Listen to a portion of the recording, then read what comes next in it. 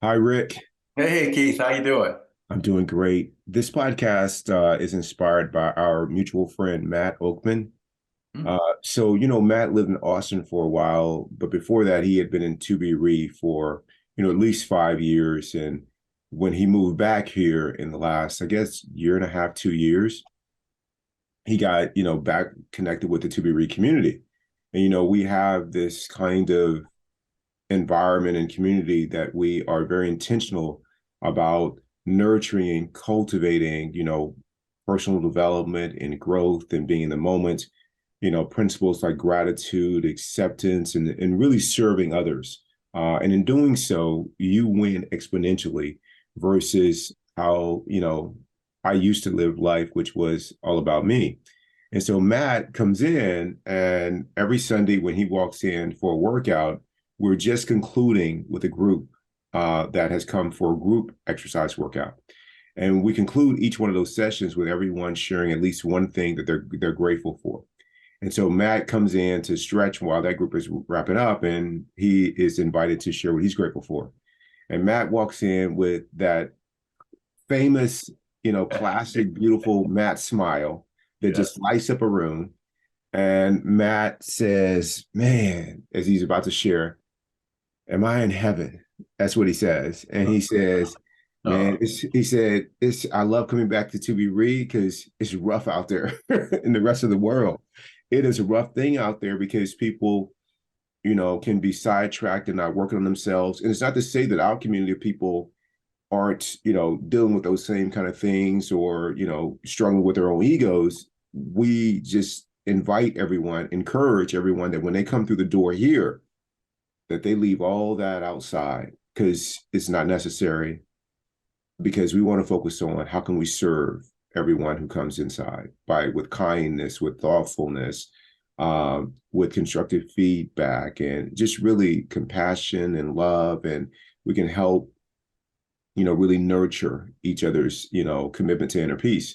And so Matt just smiles and he says, you know, I'm dealing with people every day who are, arguing and fighting and making life difficult. And just, he's like, and then I come here and none of that is happening. Everybody here is happy to see each other. They're expressing gratitude for the smallest thing, handing somebody a dumbbell, giving somebody a hand to get up, off the floor after doing abs, spotting them, asking, hey, what can I do to help you? Encouraging. He's like, it, this is heaven in here compared to what's going on out there. And so it's not lost on me, Rick, that you can have heaven here, but it starts with creating heaven inside. Just because there's a mess outside in the external world doesn't mean there has to be a mess inside in the internal world. So for me, I try to work on me first. And it's amazing that when I work on myself internally, how different the outside world looks. It looks completely different to me, but it's the same world. And so it's a reflection of who you are and who you're being in every moment. So, I just want to give a nod to Matt about being in heaven, because I feel like I'm in heaven, whether I'm in ToBeRe or I'm at Mayo Clinic. My practice allows me to see the good in situations, to see the humanity in people. And Rick, may I never, never go a day without experiencing joy, seeing the joy in a day, or seeing the humanity in other people. well, that's a beautiful thing, Keith. That's what you've created at ToBeRe is just what you've described, heaven. And you don't expect to find heaven in a gym. Usually you're moaning and complaining about the squat rack and too many people sitting on the machines and not moving along when you're ready to do your set. I mean, anywhere in the world, there is opportunity to select either inner peace or struggle with whatever the external circumstance is. I love Matt's idea that he felt so at ease and at home that he felt comfortable enough to say this is heaven. One of the things that I think we all strive for when we're doing this practice is to make sure that we consistently live that kind of life so that we have that heaven within ourselves.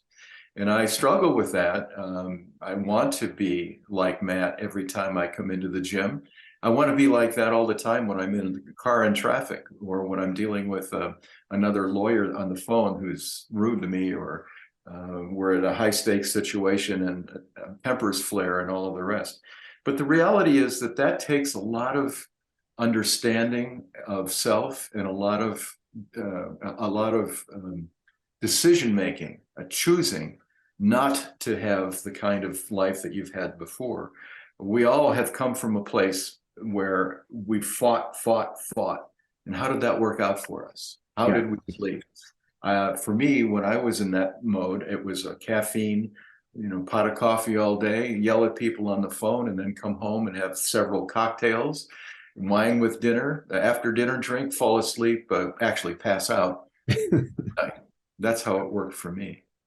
I just love that idea that Matt reconnected and instantly recognized the difference between what it's like in the real world and what it is when you have mastered, or you've at least determined, that competition and the fighting and the judgment and the ego are running your lives. Yeah.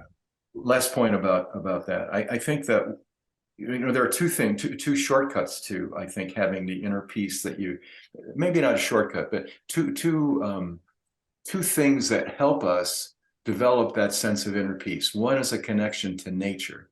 If you can get outside and just enjoy not having anything on your mind and experiencing being part of something bigger than yourself. Yeah. Do it in a way, as long as you can, for as many days as you can. That's a good background for understanding that inner peace journey. And then the second thing is, I think, is just to be aware of how we're reacting to things that are coming up that upset us, and how that awareness can make us mindful of the choice that we have to react, Yes. or to maintain our peace, that inner gyroscope that allows us to continue on the path that we've chosen without anyone interfering with it. Very difficult, but I think those are two possible background colors that could help paint a good picture.